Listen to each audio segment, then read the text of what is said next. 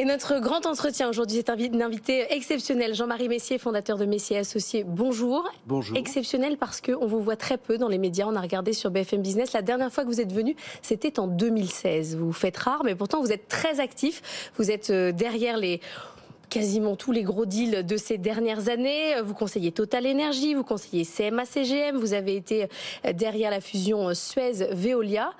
Quand vous regardez aujourd'hui la conjoncture telle qu'on l'a décrite aujourd'hui dans cette matinale, c'est-à-dire une croissance qui va être en berne en Europe, une inflation qui va toucher les 5% l'année prochaine et c'est plus bas qu'aujourd'hui, est-ce que vous vous dites, vous aussi, tous aux abris, ou vous vous dites, on est trop pessimiste ? Non, je ne me dis pas tous aux abris. C'est un peu pour ça aussi que j'ai accepté de venir faire cette discussion avec vous. Parce que mon métier de banquier d'affaires, c'est celui de la discrétion. Je suis un conseil. Les opérations qui sont faites, elles appartiennent à mes clients. Donc c'est la raison de la discrétion et du principe de discrétion. Aujourd'hui, ce qu'on a un peu face à nous, c'est ce que les Américains appellent l'orage parfait.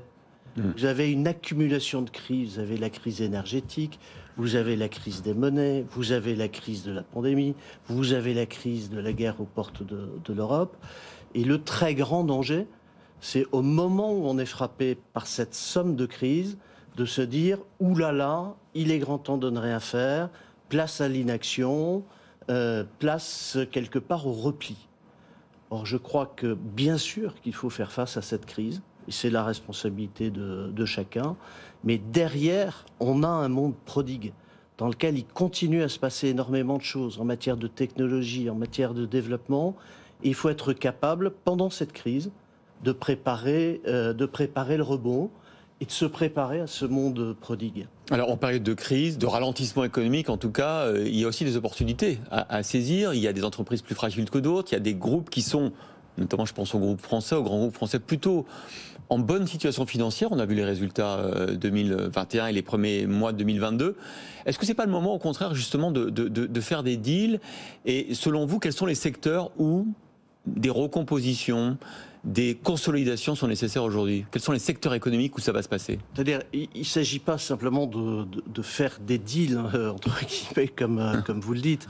Il y a une place à la croissance organique, il y a une place au développement des nouvelles technologies, et puis il y a une analyse, c'est que notamment on voit bien que la mondialisation s'est défaite un peu, et qu'on raisonne aujourd'hui en bloc. Il y a le bloc européen, qui est d'ailleurs le moins à l'abri de ces crises. Il y a le bloc américain, il y a le bloc asiatique, et on raisonne en bloc. On va vers un G2, donc, comme le dit le patron de Foxconn, c'est-à-dire le monde divisé en deux, où il faudra dupliquer... Un G2 et G3, qu'est-ce que ça veut dire pour les entreprises et qu'est-ce que ça veut dire pour les politiques? Ça veut dire quoi? Ça veut dire déjà pour l'Europe qu'il faut faire bloc.